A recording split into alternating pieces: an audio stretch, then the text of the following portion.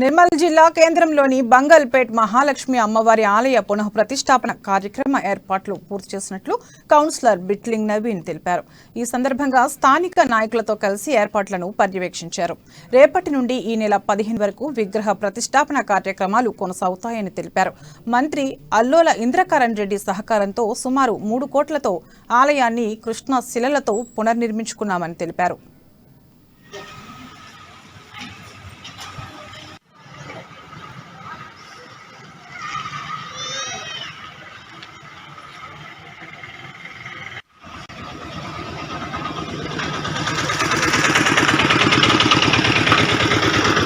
పట్టణానికి తలమానికైనటువంటి మహాలక్ష్మి ఆలయ పునర్నిర్మాణం మరియు నూతన విగ్రహ ప్రతిష్టాపన 4 రోజుల కార్యక్రమంలో భాగంగా ఈ నెల 12వ తేదీ సోమవారం రోజున హరీశ్వరవాడ ఆలయం నుండి మహాలక్ష్మి అమ్మవారి ఆలయం వరకు విగ్రహ ఊరేగింపు అంగరంగ వైభవంగా చేయడానికి ఏర్పాట్లన్నీ పూర్తి అయినాయి. అంతేకాకుండా 13, 14, 15 సకల దేవతా హోమాలు మరియు 15వ తేదీ ఉదయం 6 గంటలకు ప్రతిష్టాపన మరియు ఆ రోజు పెద్ద ఎత్తున అన్నదాన కార్యక్రమం.